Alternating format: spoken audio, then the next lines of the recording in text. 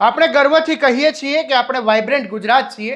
આપણે ગૌરવથી $390 મિલિયન એટલે કે 2,989 કરોડના ખર્ચે વિશ્વની સૌથી ઊંચી પ્રતિમા બનાવી શકીએ છીએ. દેશનું ગૌરવ વધે તે ચોક્કસપણે સારી બાબત છે, પરંતુ જરા તમારા દિલ પર હાથ રાખીને વિચારો. જે રાજ્ય હજારો કરોડ રૂપિયાના પ્રોજેક્ટ પલવારમાં ઊભા કરી શકે, તે જ રાજ્ય પોતાના ગરીબ અને સામાન્ય પરિવારના માસૂમ બાળકો માટે માત્ર 2 થી 5 કરોડ રૂપિયાના ખર્ચે એક સુરક્ષિત પ્રાથમિક શાળાને બિલ્ડિંગ કેમ નથી બનાવી શકતું?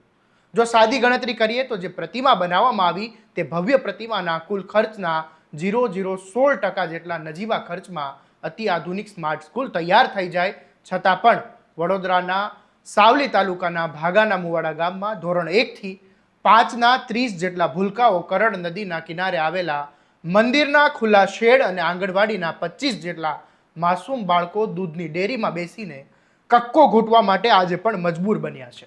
હવે આપણે કાગળ પરના વિકસિત ગુજરાતમાં શિક્ષણ આપવા બાબતે કેટલા સફળ છીએ, કેટલા નપાસ થયા, એ ફેસલો હું હવે તમારા અંતરાત્મા પર છોડું છું. સ્વમાનના અહેવાલ બાદ શિક્ષણ તંત્ર આખરે સફાળું જાગ્યું. બીઆરસી, સીઆરસી અને ગ્રુપ આચાર્ય ગામમાં દોડી આવ્યા અને પોતાની જવાબદારી ખંખેરવા માટે બાળકોને ગામથી દૂર બીજી શાળામાં ધકેલવાની તૈયારી બતાવી. પરંતુ ગામના વાલીઓએ અને સરપંચે કહી દીધું કે અમારા બાળકોને ગામથી દૂર ધક્કે નહીં ચડાવી, અમે ગામમાં જ નવી શાળા બનાવી આપો. શું છે સમગ્ર મામલો? આવો વિગતે વાત કરીએ આ અહેવાલમાં.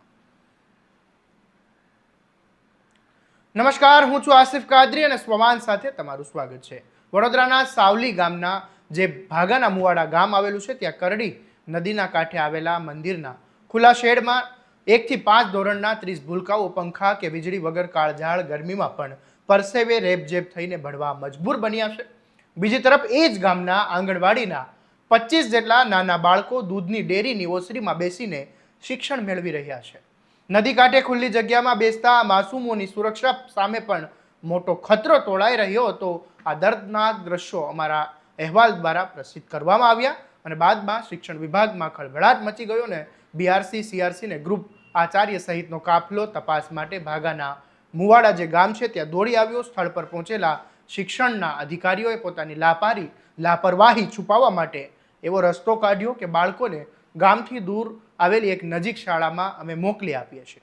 પરંતુ ગામના સરપંચ અને વાલી અને અધિકારીઓને ચોખ્ખો ઇનકાર કરી દીધો કે અમે અમારા બાળકોને અમારા ગામમાં જ ભણવા માટે નવી શાળા બનાવી આપો, એટલે અમારે અમારા બાળકોને દૂર ક્યાંય ધક્કે ચડાવવા નથી. અને બીજું તેમના વાલીઓએ એ પણ કહ્યું કે નાના બાળકો ગામથી દૂર આવેલી શાળાએ ચાલીને કેવી રીતે જાય? ચોમાસામાં કે કાળઝાળ ગરમીમાં રસ્તા પર કોઈ દુર્ઘટના બને તો તેની જવાબદારી કોણ લેશે?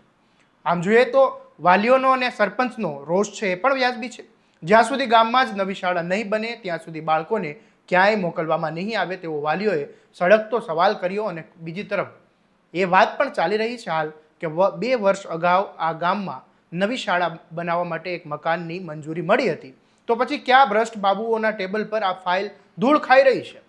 આગળ વાત કરીએ પહેલાં તમે આ ગામના સ્થાનિકો અને સરપંચોને સાંભળી લો, પછી આગળ વાત કરીએ.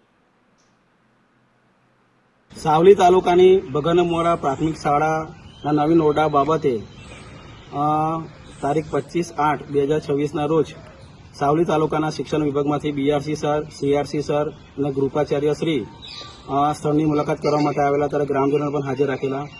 ગ્રામજનોને એમને વૈકલ્પિક રીતે બાળકોને હાલ જે નદી કાંઠે શેડના નીચે ભણે છે ત્યાંથી બાજુની પ્રાથમિક શાળાએ ટ્રાન્સફર કરવાની વાત કરી અને એમને ટ્રાન્સફરની સુવિધા પણ આપવાનું નક્કી કર્યું. પરંતુ ગ્રામજનોનું કહેવું છે કે અમારા સ્થાનિક લેવલની ગામની અંદર પ્રાથમિક શાળા હોય એટલે નાના બાળકો છે એટલે ત્યાં આગળ એમને મોકલવા હિતવાક નહીં, આમ કરીને એમને એમનો નિર્ણય સ્વીકાર્યો હતો. ગ્રામજનોની ફક્ત એક જ માંગ છે કે પોતાના ગામની અંદર 1 થી 5 ધોરણની પ્રાથમિક શાળા વહેલી તકે ચાલુ કરવામાં આવે, જેથી કરીને હાલ કોઈ સંમત થયા નથી અને એટલા માટે હાલ અમે અમારું આ નિવેદન આપીએ છીએ.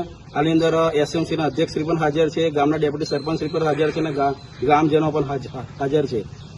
અને અમારી સરકારશ્રીને તેવી માંગ છે કે ઘણા સમયથી આ ડિમોલેશન કરેલી શાળા ને આવી રીતના બાળકો ખુલ્લામાં ભણી રહ્યા છે, તો જેથી કરીને ગામની અંદર વહેલી તકે શાળાનું નિર્માણ થાય અને એમને કહેવું છે કે વહેલી તકે અમને વર્ક ઓર્ડર આપવામાં આવે અને જે સક્ષમ અધિકારી શ્રી છે, ધારો કે જિલ્લા વિકાસ અધિકારી શ્રી છે, તાલુકા પ્રાથમિક શિક્ષણ અધિકારી શ્રી છે, જિલ્લા પ્રાથમિક શિક્ષણ અધિકારી શ્રી છે, પોતે સ્થળની મુલાકાત લઈ અને ત્યારબાદ એ લોકો ગ્રામજનોને એમનો વૈકલ્પિક રીતે એ લોકો એમને ચર્ચા કરવા માંગે છે, ત્યારબાદ એ લોકો વૈકલ્પિક રીતે સંમત થશે તે એમનું કહેવું છે. તો આ મારું નિવેદન છે. વડોદરા જિલ્લાના સાવલી તાલુકાના બગાના મોવાડા ગામની પ્રાથમિક શાળાનો હાલ એક પ્રશ્ન ઉભો થયેલો છે.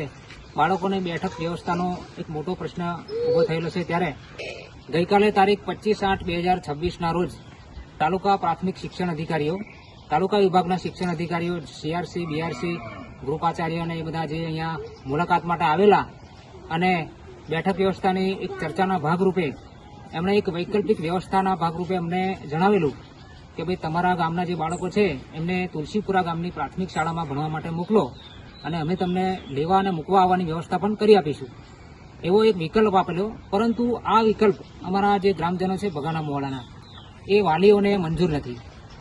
હવે ગ્રામજનો વાલીઓનું એવું કહેવું છે કે બાળકો નાના છે, હવે નાના બાળકોને ગાડીમાં જવું આવવું, કોઈ પડે, કદાચ કોઈને કોઈ નુકસાન થાય એવી એક ભીતિ સેવાઈ રહી હોવાથી આ વાલીઓ અને ગ્રામજનોની આ જે નિર્ણય છે એ નામંજૂર છે.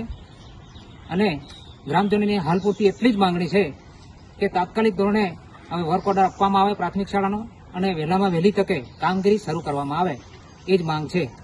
હવે ગ્રામજનોનું એવું પણ કહેવું છે કે કોઈ નેતા જ્યારે કોઈ પણ જગ્યાએ વિઝિટમાં જતા હોય છે ત્યારે રાતોરાત રોડ બની જતા હોય છે, રાતોરાત દિવાલો ઊભી થઈ જતી હોય છે.